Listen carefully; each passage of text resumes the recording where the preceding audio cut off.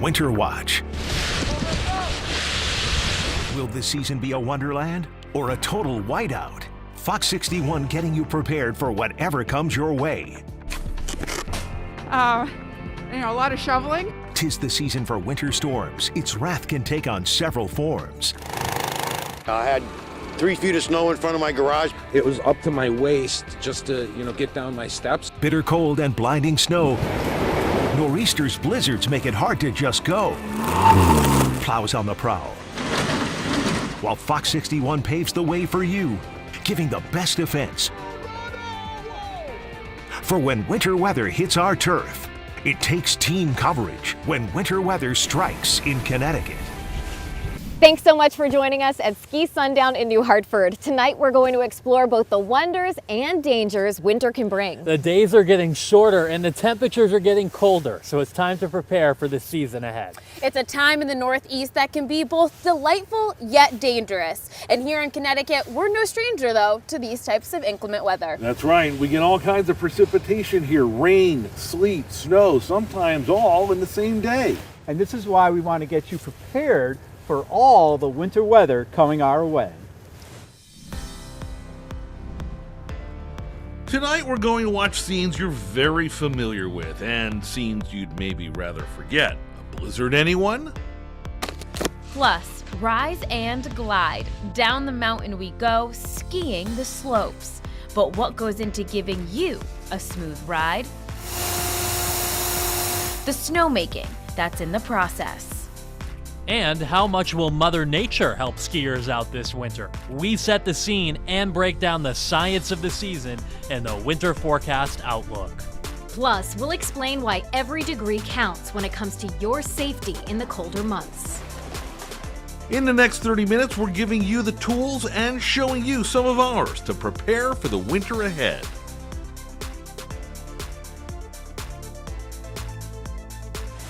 Okay guys, people want to know just how cold will it be and how much snow will we get? And we have those answers, but before we get to the winter weather outlook, we want to take a look back at some of the weather Connecticut is capable of this season. The state's record for the most snow in a 24-hour period goes to the town of Ansonia. It was back on February 8th, 2013. The town received 36 inches in just 24 hours, and people were digging out for days. The coldest temperature ever officially recorded in the state of Connecticut is negative 32 degrees, which happened on February 16th, 1943.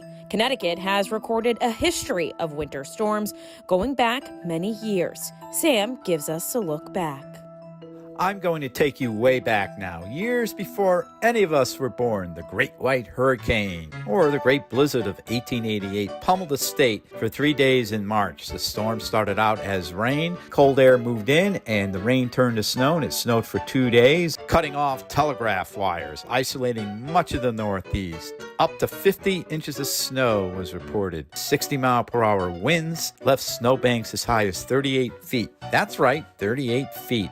Flashing forward now to 90 years to 1978. The science of predicting storms was advancing, meaning meteorologists were less blindsided by last-minute wild weather in New England. But the public's faith in their local TV weather anchor wasn't quite there. People across the state went to work and school and really didn't believe the forecast for heavy snow in the afternoon. Blizzard conditions quickly developed with snowfall rates on the order of 3 to 4 inches per hour, causing thousands of motorists to be stranded on the roads. In addition, this storm stalled and did a loop, causing a 2-day-long duration blizzard, and by the time the storm moved away, snowfall totals reached 1.5 to 2 feet. Let's just flash forward to the year 2013. What started out as a few flakes morphed into parts of the state receiving as much as 5 to 6 inches per hour by Friday night into early Saturday morning when the storm exploded. 2 to 3 feet of snow fell across most of the state, with a total of 40 inches officially measured in the Meriden area, the most since the Great Blizzard of 1888.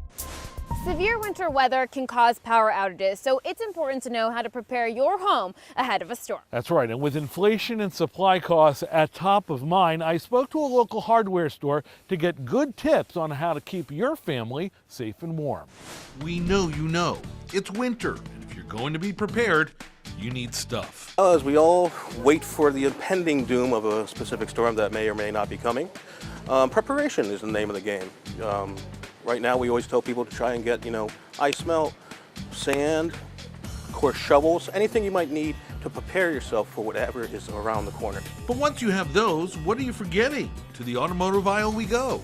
I've said for years as a meteorologist, now is the time to put a little box together, throw it in your trunk with all the stuff you need for your car. If heaven forbid you get stranded somewhere, what goes in that box? Yeah, absolutely. I mean, that's something you can start about year long. Like I said, it's a great thing to have. And you want a blanket, you want a flashlight, you want some actual water. What's the one thing that customers come in here and they forget about the most? I would say like a stabilizer fuel or ISO heat for their car. You can dump this into your fuel tank and it keeps your car running efficiently throughout the cold weather, all through winter time. Getting all these things together now is obviously going to save you a lot of valuable time later on. But we don't want to just save you time. We also, these days more than ever, want to save you some money. We found a few things you can get now to do just that as well. Want to protect your wallet? Protect your doors and windows. But you could feel a draft coming through, when you're going out in the morning or walking down past your kitchen window. You can feel it. And people think, oh my gosh, that's a big problem. There's actually simple things you could do to fix that. Oh, it's incredibly simple. It's just a foam insulation like we have here, where it's simply peel and put right around the seams of, say, your window. And that's going to immediately stop any of the draft that's coming on through. There's foam, there's rubber for windows and doors. It doesn't require a lot, just take care of it now. With the rising cost of energy, we have some other simple money-saving tips in your home to follow. According to Eversource, let natural light into your homes and open the blinds. The sun will naturally heat into your home. While you're at it, eliminate air leaks by weather stripping doors and caulking windows. Then, check that your fireplace damper is closed. When it's not, warm air can escape through the chimney. And be aware of items in your house not in use but still plugged in, like TVs and game consoles that are producing what's called phantom power. Use an advanced power strip to shut down all connected electronics at once. Now, utilize your thermostat. You can program it to turn down while you're sleeping or away from your home. Lastly, one of the biggest ways to put money back in your pocket is to add insulation. A home that's not properly insulated is like leaving a window open. The return of cold weather is welcomed by the winter sports industry, especially ski slopes. It doesn't snow here every day in Connecticut, so snowmaking is essential for a smooth ride. Yeah, and here at Ski Sundown, it's all about the investment in snowmaking. So when there isn't snow in your backyard, there's plenty of it here. When it's cold, we go 24 hours round the clock. We can really do some damage in just a few days. Bob Switzgable has seen it all through dozens of winters at Ski Sundown. We're still getting cold weather, but it seems like it's for shorter periods. The wild swings in early winter temperatures, meaning when it's cold, the mountain tries to cash in, making white gold. And that's why we've bulked up our water supplies so that when we do have those opportunities to make snow, it's nonstop. We never run out of water. The water coming from nearby ponds and the MDC, a supply of up to 8 million gallons per day. When I started here, we were running about 29 guns at a time. Now we're up to almost 200 at a time. The pumping capacity has changed, but really most importantly, our water has changed. Currently, Sundown can pump 3 million gallons each day, turning the water into man-made snow. But we look to improve that too over the next few years. The prime conditions to make snow? Cold, dry air, especially when temperatures get down to the mid-20s. It's better production. It's a lot more efficient. And key to a successful season, no matter how much natural snow Mother Nature provides. Without man-made snow, it would be a lot different. There's no consistency to the winters, and right now, we've got snow all year round.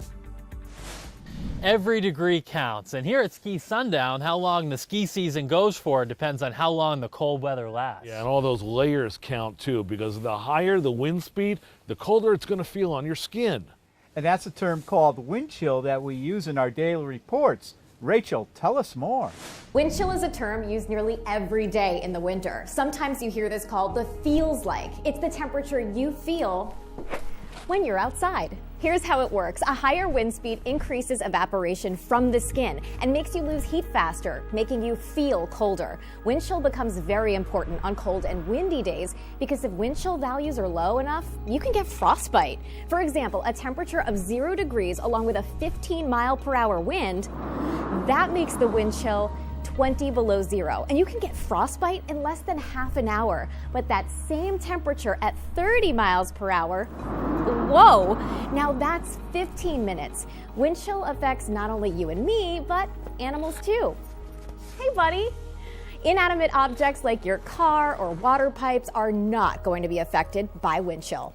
Sometimes you may also hear our team talking about wind chill warnings, meaning it feels dangerously cold outside. And there are other winter weather terms to keep in mind. Winter weather advisory, winter storm watch, and winter storm warning. Winter weather advisories are issued when light amounts of snow or wintry precipitation are expected, but could cause slick travel. A couple of days out, when it looks like the pieces are coming together for a winter storm, heavy snow, ice, or even a blizzard, a winter storm watch is issued. It means you should pay close attention to the forecast updates. Winter storm warnings are issued when confidence grows in a storm hitting, usually for 6 inches or more of snow or significant ice, having a considerable impact on travel. From the roads to your home and everywhere in between, we can't avoid the winter months ahead. We have much more to get to in the next half an hour to make sure you're prepared. Coming up, the best advice to think twice before you go out on the ice as the deep freeze heads our way. Plus, tides on the rise. What kind of an impact nor'easters can make on the shoreline? And later, cold or cloudy, snowy or slushy. What will our winter season look like? We'll prepare you and even entertain you in our winter outlook when Winter Watch continues. Welcome back. In addition to heavy snow, nor'easters and blizzards can also flood parts of the Connecticut shoreline. And as sea levels begin to rise, flooding may happen more often. Yeah, I took a trip down to the shoreline just to show you how severe coastal flooding can be. Welcome to West Haven on Long Island Sound, a community known to flood in storms like Sandy and Irene. But winter storms cause flooding too, and that's something that will become more common as sea levels continue to rise. Sea levels are going up for 3 main reasons. Number 1, ice sheets and glaciers in the Arctic are melting, and that water is flowing into the oceans. Secondly, the water is getting warmer, and that warmer water takes up more space, expanding. It's called thermal expansion, and that also helps raise the water level. And in some places, land is sinking or subsiding a bit, meaning the water is inching up. Add all 3, and it's a triple threat. Right now, it's actually low tide. You'll see the water is way out. But let's bring in the high tide, the highest of the month, known as the king tide. That's when flooding can happen even without a storm. And add a storm to that king tide, with just a surge of even a foot, and the beach gets covered by water. A stronger storm means a higher surge, the worse the flooding gets. With, say, a 3-foot surge, water starts splashing over onto Beach Street behind me. And then the maximum surge of more than 5 feet, that's when flooding becomes destructive. And the concern is, as sea level keeps going up, even weaker storms can pack a big punch. Playing hockey or ice skating outside for many can bring a ton of fun to the winter months. But if you are tempted to get out on the ice, here are a few safety tips that you need to know before you take your first steps. Ponds and lakes like this can turn to ice. It usually takes several days with highs in the 20s and lows in the teens or single digits, or several weeks with high temperatures below freezing. It can look fun to play on, but it's best not to test out that lake or pond ice. Ice accidents happen every year, resulting in rescues and possibly death. Ice is only safe to walk on when it's clear and at least 4 inches thick. Other factors can make ice even more unsafe. White ice and snow ice is half as strong as new clear ice. And if you see a lot of bubbles in the ice, it's more likely to crack. Remember, ice is rarely the same thickness across the pond. It can be a foot thick here and only an inch elsewhere. So this winter, make sure children have close supervision while playing outside, especially around ice. Ice is obviously on rivers and lakes and ponds, but there's one that you have to be careful about that you can't see, and that's black ice. And it's hard to know when it's present. Black ice can form on the roads, curbs, drainage areas, or any other path because of melting snow. Ice is more often seen at night when temperatures drop, but it's also a real danger in the morning before it warms up. So be extra careful driving during freezing temperatures after rain or snow melt. And you've probably seen those signs that say bridges freeze first before roads. But do you know why? Having open air underneath the bridge means the cold air surrounds it, both above and below. Freezing isn't uniform either. Shady parts can be icy, and sunny parts not at all. There's even a chance that that bridge might be frozen, so slow down and do it before you cross the bridge, because changing speed on ice is dangerous. When tracking winter weather, we don't just stay in the studio. We get into the elements with our unofficial 6th member of our weather team, the Storm Tracker. Equipped with 2 cameras on the inside and 2 cameras on the outside, we can show you real-time conditions with the click of a button. It's that easy. And our 360 camera on top shows you all the angles. And my favorite part, it keeps us dry too. Wi-Fi and a workstation in the back. And hey, take a look at these tires. They help us get through some pretty intense situations. Now, we always take our safety into account when hitting the roads, and you should too. Now would be a great time to add your winter weather emergency kit to your car. So what should you pack in that winter weather car kit? Water, snacks, a brush, ice scraper, or even a shovel. Then have extra gloves and snow boots. And you may need a way to power your electronics. Make sure to have a flashlight, an extra portable phone charger, and batteries. As for the rest of your car, keep your gas tank at least half full. Consider winter wiper blades wrapped in rubber, and check those tires. Look for tread depth and uneven wearing to make sure you have a safe commute this winter. It takes team coverage and viewers like you to get a better understanding of what severe weather looks like in your neighborhoods. We're talking about sharing your photos right here on Fox 61. When it's safe, take a photo and send it to us with the Near Me feature on the Fox 61 News app. It helps us understand and see the impact that any storm has on Connecticut, and it allows us to share that information with the rest of our community. Find the Near Me button on the bottom right, tap the Share With Us button, upload your photos and videos, and tell us about it and submit success. That's how we get your photos right here on the air. Still ahead, sleigh bells in the snow? The kind of Christmas we may have on tap. And we've been preparing you for the winter ahead, but exactly how cold will it be and how much snow will Connecticut get this winter? You may be drawing your own conclusions, but the answer is next in this year's Winter Outlook when Winter Watch returns.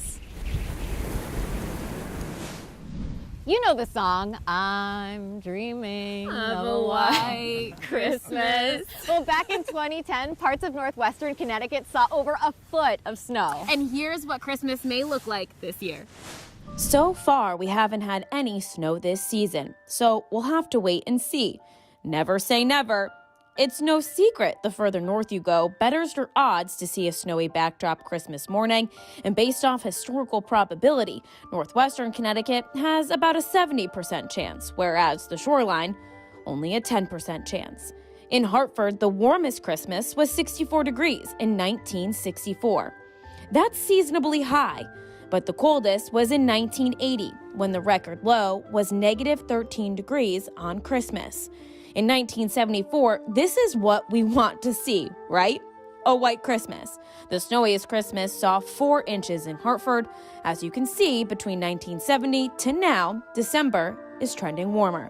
We can't be quick to assume there will be a white Christmas this far out, but based on the trends, it does look less likely. All right, who is ready to talk winter and what's in store for this season? We are. We like to have a lot of fun with the winter forecast here at Fox 61. Instead of giving you straight numbers, we combine science, storytelling, and fun graphics to explain the unique setup of the season. Yeah, and forecasting a New England winter can be as chaotic as a three-ringed circus. So here's a look at what we're thinking this year.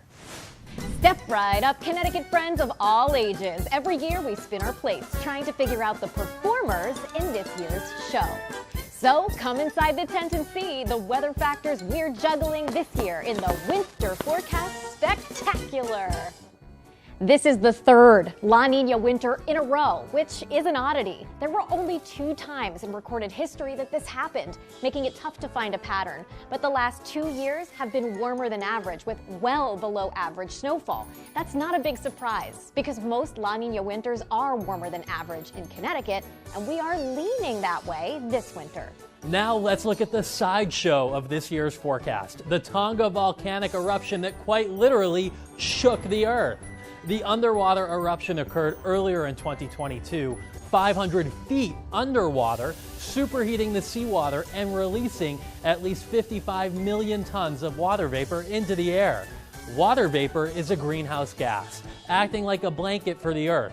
In theory, this could result in a warmer winter, but it's still a big unknown since an eruption like this is so rare. And for our next act, warmer than average sea surface temperatures. This can help keep temperatures above average, especially at night, but it can also play a role in fueling coastal storms. When cold air drives south and bumps into warmer air over the ocean, this collision of air masses can create stronger nor'easters. Hey, watch it. There's another clue. This winter could be mild.